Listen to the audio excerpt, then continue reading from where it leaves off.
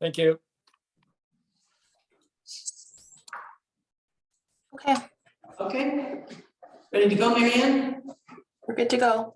Okay, so welcome everyone to Kettle Creek Conservation Authority full authority meeting.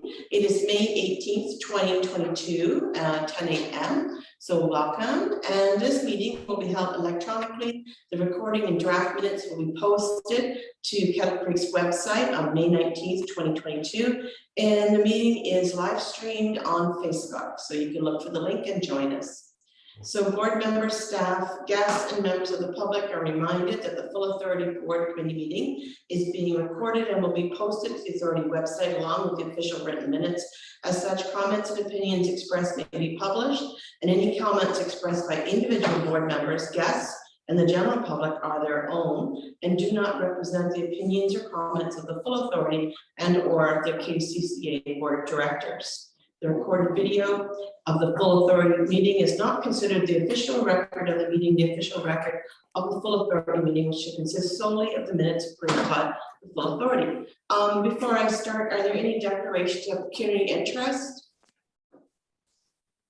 Seeing or hearing none. Maybe we could do the roll call, Elizabeth, please. Kravitz. Here. Dominique Javier sends regrets. Stephen Harvey. Here. Herbert. Yes. Jones. Yes. Mackey. Here. Peters. Yes. Pelosa. Yes. Enfield. Yes. And Warwick. Yes. We have 9 members present. Okay. So moving on now, we have nothing for the hearing board and the minutes of meetings. We have the April 20th, 2022 full authority meeting. And looking for a recommendation that these minutes be approved. Peters. Move it, Herbert. Peters and Herbert second. And call a vote, please, Elizabeth. Kravitz. Yes. Harvey. Yes. Herbert. Yes. Jones. Yes. Mackey. Yes. Peters. Yes. Pelosa. Yes. Winfield. Yes. Warwick. Yes. Motion passes. So now moving on to matters arising, and the first report we have is the media report from Marianne. So whenever you're ready. So a busy month. We welcomed tree planters and it was a great way to kick off Earth Day. And following that, we've had a couple of awareness weeks. So sharing emergency preparedness and Kettle Creek Conservation Authority's role and what we do, monitoring weather information, creek flows, snowpack and ice conditions. And then just a fun little May the 4th. So just sharing that we share our average tree planting. So a busy month and lots of great information that went out there. No, looks great. Any questions for Marianne? No, hearing or seeing none. I did like that May the Forest be with you. I thought that was very good. Now moving on to project tracking, Elizabeth. Sure. Over the month, we've been busy getting the campgrounds up and running. Marianne's been working on a sign for the Dan Patterson Trail extension. We've had a consultant out at the new Deer Ridge Conservation Area doing some inventories for us. The gatehouses were up and running for May 1st. We did a lot of seasonal staff onboarding and training. One thing I wanted to just highlight, the washroom floors at the campgrounds have been updated. You can see a screenshot to the side there. I know it's unexciting, but it does really clean the buildings up, and it's noticeable when you go in. It just gives it a clean, fresh look. So we're excited to have campers back and see that improvement in the campgrounds as well. And the tree orders have been flying out the door as well. So they've been packed and delivered to the Greening Community. Seedlings orders and landowners have now picked up over 15,000 trees. So all in all, a very busy month. Very good. And look like a new shower curtain there too. Yes. Okay, thank you. And watershed, before we move on, did anybody have any questions for Elizabeth regarding that project tracking report? Hearing and seeing none, we're going to move now to watershed conditions. So welcome to Jennifer. Thank you, Madam Chair. Pretty quiet month to report. I did the final snow survey for the 2022 winter season the other day. Well, so that was nice to have no snow.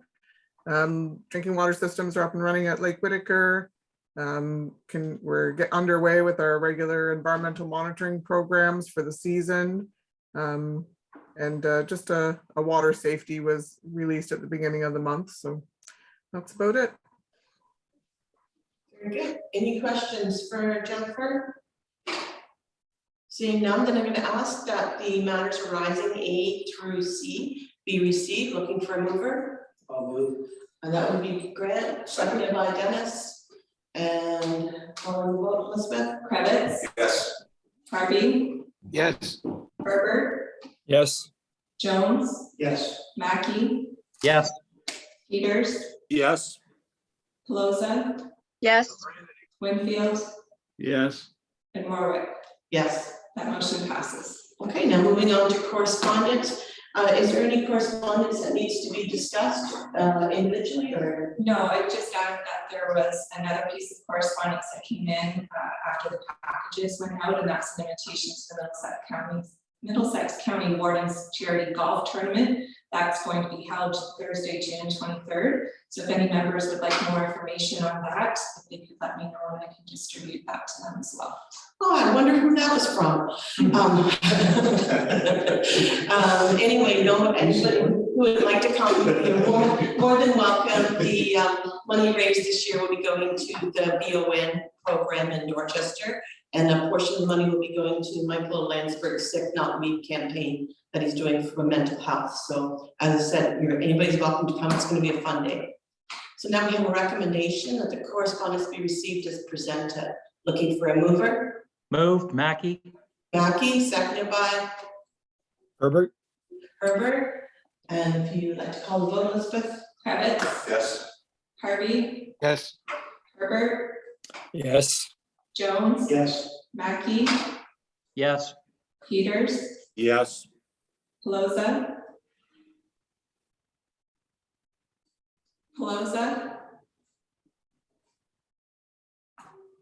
Winfield, Yes.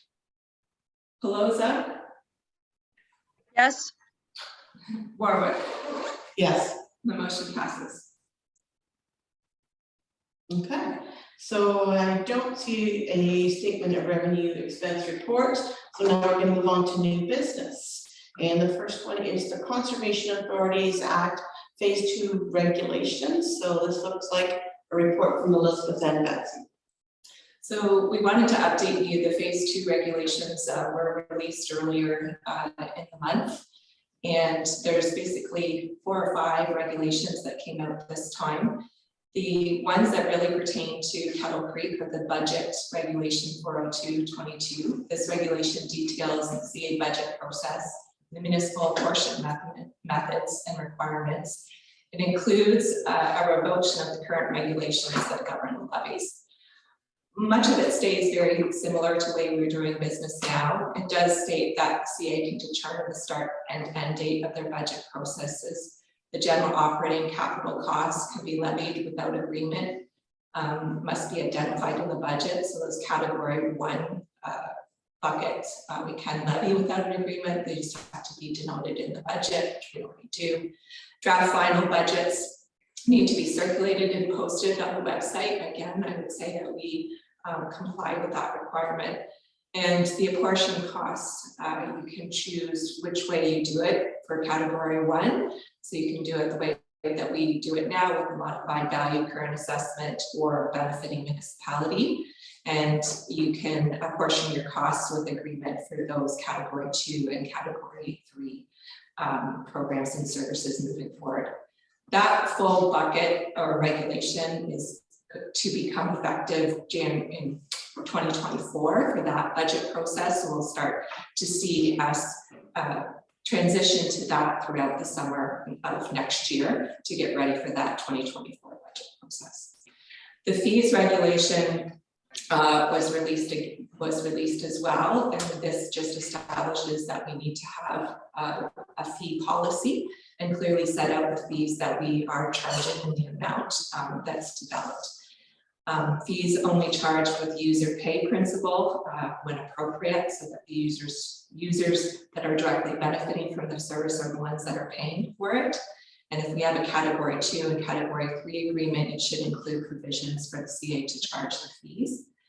This is going to become effective January 1st, 2023. So while we have fee schedules for our different program areas, we need to combine them into an overarching fee policy, and staff are already currently working on that and expect to have it back to the board within the coming months. Information was regulation 422, and this really sets out that they want us to develop a governance section on our website, and that section would include information on our members, our meeting schedules, our agenda, minutes.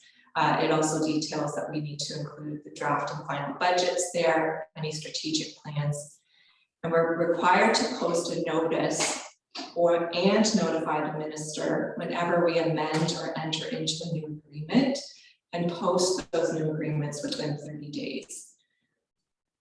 I'm reading that very narrowly to just be the agreements that pertain to category 2, category 3, category 1, because there's a number of agreements and things that we have that I wouldn't necessarily be posting to the website. That will become effective January 1st, 2023 as well. Marianne, if I can have the next slide. This is just a screenshot of our updated website. You can see the top right corner, we do have a board and governance section already set up there. And that's where we're already posting our meeting minutes, our bylaws, and we have a CA Act review section on there as well. So we're already working towards that goal. The last two regulations don't necessarily pertain to Kettle Creek. 1.399.22 was about apportioning agreements between CAs and participating municipalities for category 3 to include provisions for charging fees. So it's just kind of an updating one. And then regulation 401 definitely doesn't apply to Kettle Creek. It enables CAs that have specified municipalities under the Clean Water Act to determine amounts owed by those municipalities for those programs. So again, it doesn't pertain to us. So today's report was mainly just an update detailing those regulations. We'll have another report in June, our first progress report to the province on our transition to these new requirements and to our agreements. Our first progress report is due July 1st. So Betsy and I will bring back a comprehensive report at that time for your review on what's been done and what we've accomplished in the time so far. Okay, thank you. Now, does anybody have any questions regarding this report? Seeing or hearing none, I don't see anybody. Then we have a recommendation this be received for information. So looking for a mover. Jones. Okay, thank you. Seconder, Winfield, Ralph, thank you. And call vote when you're ready. Kravitz, yes. Harvey, Yes. Herbert, Yes. Jones, Yes. Mackey, Yes. Peters, Yes. Pelosa,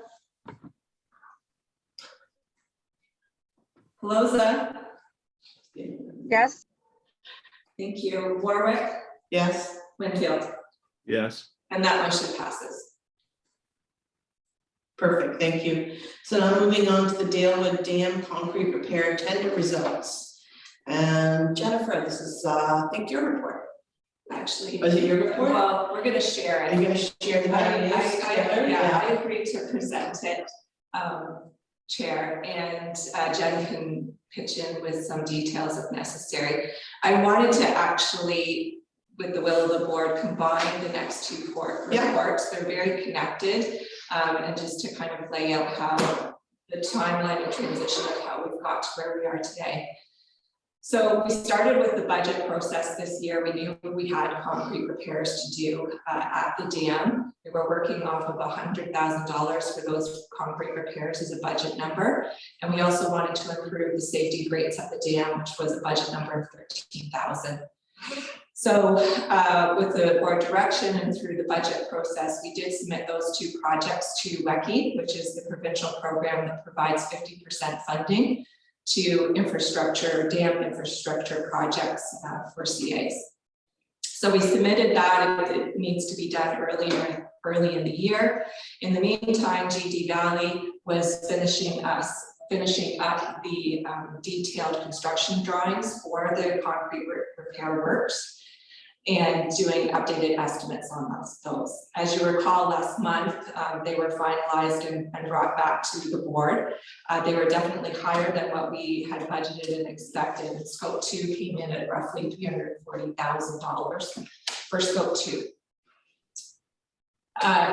As we got those updated numbers, we were given an opportunity through the WECI process to go back with any updated numbers or more refined budget numbers. And so we resubmitted to WECI with an updated number of $340,000 for the dam, for the concrete repairs. Through that process, we were able to update it, and we were actually approved for those updated amounts. So $340,000 for the concrete and $13,000 for the safety grates. In the meantime, we've also been out tendering for Scope 1 and Scope 2 of the Dalewood Dam repairs for the concrete. And that's what this initial report in your packages has detailed, is that despite the fact that we widely advertised, and in my opinion, the tender opportunity, over 40 contractors actually downloaded the bid packages. We only got 2 submissions. Those 2 submissions were well exceeded even the updated budget that we got from GD Valley. So it's in the range of $500,000 to $600,000 was the tender for the Scope 2. So GD Valley has led that tendering process for us, was able to review the 2 bids that we did receive, and it's their recommendation that we cancel the tender, review the scope of work, and re-tender at a later date. They were disappointed in the number of bids that we did get, and believe that might be representative of the fact that a number of companies already have their work slated for the year, and that we would get a better response in January at the first of the year. They've also given us assurances that the work that needs to be done at the dam, it's feasible to delay it until we can wait a couple of months and re-tender this project at the beginning of the year. As a precaution, we have asked them what the price would be for them to monitor the dam on a seasonal basis until we can get this work done. It would be roughly $500, which I thought was pretty economical to give us peace of mind that we're being good dam owners and monitoring the dam. So staff are recommending that we follow GD's advice and cancel the tender at this time and look to reevaluate and redo the tender in the new year, and that we still proceed with the executing the WECI transfer agreement for the 2 projects, the concrete repair and the dam and the safety grates. We'll move ahead with the safety grate project. The Dalewood Dam, the money is earmarked for us until the end of the year. It would be my advice to keep it. We're not going to activate it, but it's there in case an emergency came up at the dam that we could, tap into those funds. At a certain point, they will be returned to the WECI program, and then we will have to reapply for an updated scope of work in the new year. I have a question right off the bat. Is there any advantage to retendering at the end of this year before the beginning of new year? I can certainly talk to GD Valley about that, how they feel about that, what the timing would be, so that we get the best results. just municipally, I find our budget's done at the end of December, and it's really good for tendering because it gets there really early in the inning, so. Okay. Peters? Anybody have questions? Peters, go ahead. Thanks. A comment and a question. I think probably every municipality or agency is experiencing what we're going through right now. We had to cancel a tender, a project in the city because we only had one bid and it was way overpriced. We had to make adjustments to another substantive contract just this past week because we only had 2 tenders and they both came in substantially higher. So I think this is an issue that we're all dealing with. My question is, though, maybe a little on the hypothetical line, but the what if? What if something happened to the dam? Are we in any way liable, negligent? And could somebody come back at us saying you were aware of this and you chose not to proceed with these repairs? Doesn't matter what you cancel a tender over costs, but is there any potential liability on us for not moving forward? Well, I think, Steve, we always have to we're being good dam owners. I would say that there are far worse dams out there right now in worse conditions than the Dalewood Dam. I asked specifically the engineer this question: can I sleep at night delaying this tender? He indicated yes, that I can sleep at night delaying this tender. If I'm being a good dam owner, that's where we came up with this plan to have it monitored so that if we do see any significant change, then there would still be the opportunity to take action at that point. His response was that if he was definitely concerned about the condition of this dam, that he would be issuing a letter to us to that effect. So as a dam owner, I think that we need to balance our dam ownership and our responsibility to the dam, but also our responsibility to the taxpayers to be using money efficiently and effectively. And right now, I think that there's still, we're achieving that, we can still achieve that balance by waiting to retender this at the end of this year or at the beginning of next year. The other thing to keep in mind is that that's one of the reasons we did the whole dam hazard classification, and the risk of this dam failing or causing significant harm downstream, that it's a low classification right now. I would be more concerned if it was a high hazard classification, then we don't want to be delaying anything on the dam, but I believe we have time. Okay, thanks for that question. Any other questions, board?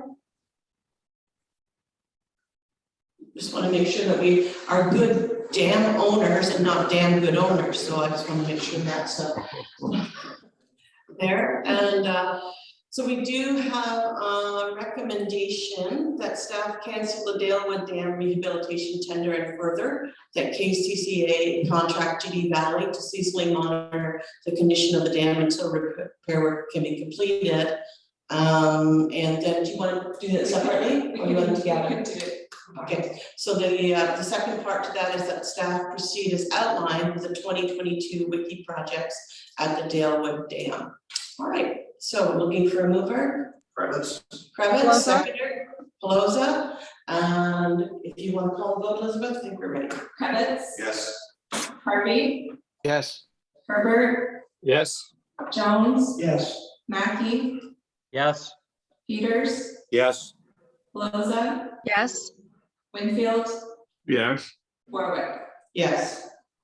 and that motion passes. Okay, so now the next item C, we've already discussed, or do you want to talk that through again? We've already talked. Okay, good. So moving now on to main planning and regulations activity report. Unless there's questions, I think it's a pretty standard report. Joe is absent today, but if there's any questions or concerns, we can certainly field those. I don't see anything. Otherwise, we're just looking for a receipt. Okay, I don't think there's any fires I need to put on this. So board, everyone had a chance to read that. If there's any questions, now's the time. But if not, I'm looking for a mover. Mackey moves. Mackey, seconded by, Winfield, thank you, Ralph. And you can call the vote when you're ready. Cravitz, yes. Harvey, Yes. Herbert, Yes. Jones, Yes. Mackey, Yes. Peters, Yes. Loza, yes, Winfield, Yes. Warwick, Yes. and that motion passes. Thank you. So we have no closed session. And that means that we're at the very end of our meeting, and our next meeting will be June 15th, 2022 at 10 a.m. And that's a hybrid meeting, so we will see you either on the screen or in person. So I look forward to that date and enjoy the rest of your day. I'm looking for a mover to adjourn. Herbert. Jones, and then seconded by Herbert. So at 10:25, I don't think we need to go through the, I think we declare this meeting adjourned. Thanks everyone for coming today. Thank you. Have a Thank great you. day. Bye now. Super efficient.